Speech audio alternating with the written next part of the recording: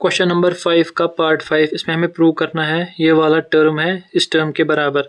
इसको हम LHS मान लेते हैं, लेफ्ट हैंड साइड, इसको हम राइट हैंड साइड मान लेते हैं।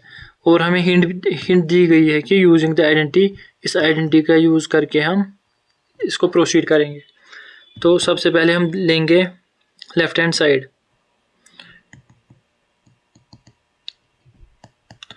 लेफ्ट हैंड साइड को लेते हैं हम, इस क्वेश्चन को प्रूव करेंगे। तो लेफ्ट हैंड साइड में हमें क्या देखे है,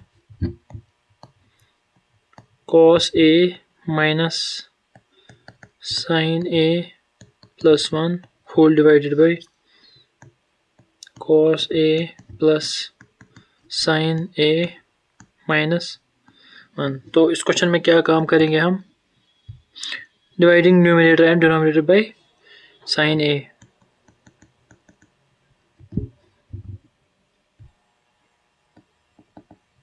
dividing numerator and denominator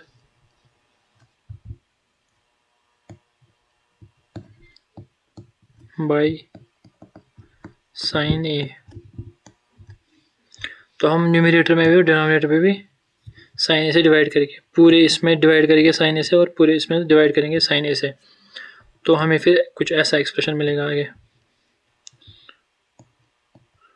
cos A minus sin A plus 1, इसको डिवाइड करेंगे हम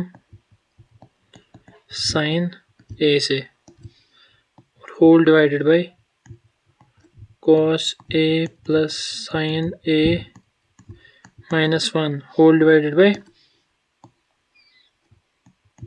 sin A। तो न्यूमरेटर को भी हमने डिवाइड किया sin A से और डिनोमिनेटर को भी। तो इसको हम ऐसे लिख सकते हैं cos A upon sin A, क्योंकि जो अगर डिवाइड में कुछ भी हो उसको हम कॉमन ले सकते हैं अगर सिमिलर हो। तो वैसे ही हम लिख सकते हैं sin A divide by sin A plus 1 divide by sin A, क्योंकि अगर डिनोमिनेटर में सेम टर्म होती है तो उसको हम सिंगल टर्म में ऐसे लिख लेते हैं और ऊपर वाले को डायरेक्ट ऐड या सब्ट्रैक्ट करते हैं। वही मैंने यहाँ पे किया, मैंने इनको सेपरेट किया। वैसे हम डिनोमिनेटर में भी सेम करेंगे, ये रह जाएगा cos A divided by sin A plus sin A divided by sin A minus 1 divided by sin A। तो अब हमें यहाँ से पता है, यहाँ पे मैं लिख लेता हूँ, since we know cos A upon sin A equals to cot A, इसको हम रिप्लेस कर सकते हैं cot A से, वैसे ही और कहीं पे ये है बस। हाँ, बाकी तो पता है मैं। तो हम यहाँ पे लिख सकते हैं cos अपॉन sin को हम लिख सकते हैं cot A,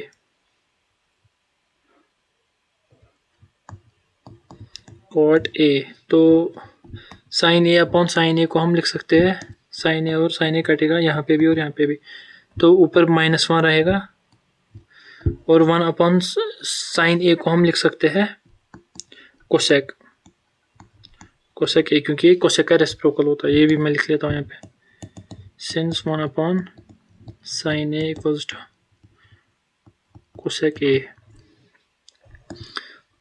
और डिवाइड बाय, अब फिर से cos A बाई sin A will be equal to cot A plus sin A और sin A कट गया, वहाँ पे मान रहेगा, वही ना, sin A 1 tsar sin A 1 ज़ार, तो यहाँ पे मान रहेगा। और 1 अपॉन sin A को हम फिर से लिख सकते हैं कोसेक A। अब जो हमें क्वेश्चन में हिंट दी गई थी, हम उसी के हिसाब से इसको थोड़ा प्रोसीड करेंगे। जैसे कि इसको हम ऐसे लिख सकते हैं, अगर मैं इस माइनस को रिप्लेस करूं, रिप्लेस मतलब स्वैप करूं यहाँ पे, तो हम लिख सकते हैं इसको ऐसे, cot A plus cosec A -1। अगर मैं माइनस को इस साइड लाऊंगा कोई फर्क नहीं पड़ेगा, यहाँ पे माइनस को मैंने इस साइड लाया, बस कुछ नहीं किया, बस होल डिवाइडेड बाई वैसे ही हम नीचे भी करेंगे, cot a माइनस कोसेक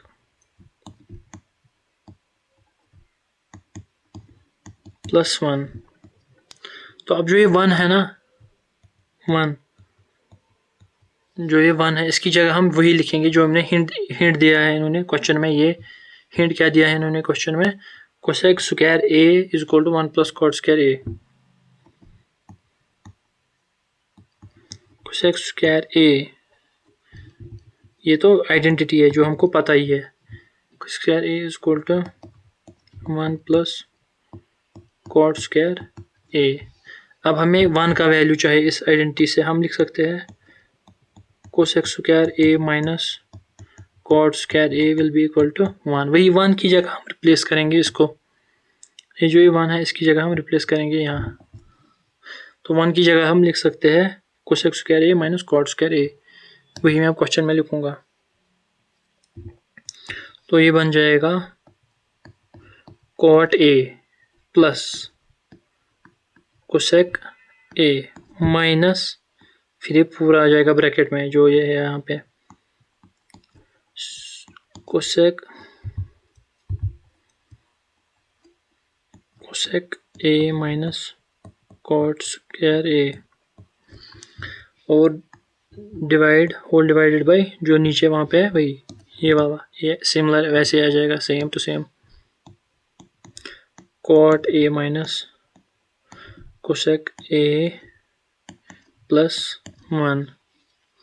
तो फर्दर क्या हम लिख सकते हैं इसको, हाँ अब यहाँ पे आइडेंटिटी बन गई a square minus B square, since we know, यहाँ पे मैं लिख लेता हूँ, since we know a square minus B square equals to a plus B multiply by bracket a minus B, वही लिख सकते हैं हम इसको, a square plus B square को हम लिख लेते हैं, यह आइडेंटिटी है a plus B a minus B. वही मैं यहाँ पे इसी आइडेंटिटी का इस्तेमाल करके, तो ये हो जाएगा, ये बन जाएगा cot a plus cosec a, फिर minus A identity a plus B a minus B. यहाँ पे a है कोसेक a यहाँ पे a है और कॉट a यहाँ पे b है, तो मैं लिख सकता हूँ यहाँ पे माइनस ऐसे ही रहेगा, मैं इसको लिख सकता हूँ, इसको लिख सकते हैं कोसेक स्क्वायर नहीं आएगा, cosec a plus cot a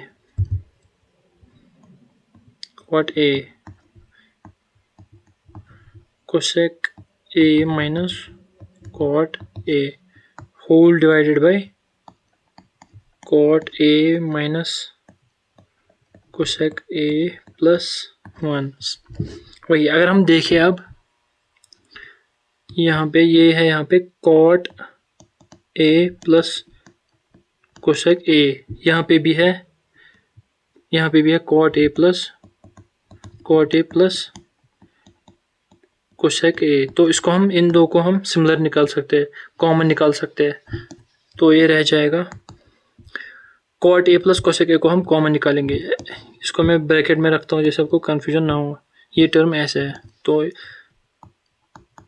cot a plus cosec a मैंने कॉमन निकाला, तो इस टर्म में रह जाएगा, अब ऐसे समझो, cot a plus cosec a मैंने कॉमन निकाला, वहाँ पे 1 रह जाएगा, तो 1, फिर आ जाएगा ये माइनस, फिर आ जाएगा ये माइनस, यहाँ पे 1 रह गया और ये माइनस, वही मैंने यहाँ पे माइनस लिखा। फिर इस पूरी टर्म में से हम कॉमन निकालेंगे cot a plus cosec a, तो वहाँ रह जाएगा, ये टर्म बाहर निकलेगा, खाली ये टर्म रह जाएगा, उसकी जगह वहाँ रह जाएगा, तो वो डायरेक्टली हम लिख सकते हैं वैसे ही। तो यहाँ पे मैं लिख सकता हूँ, अब खाली ये वाला रहेगा, इसको मैं लिख सकता हूँ cosec a minus cot a whole divided bye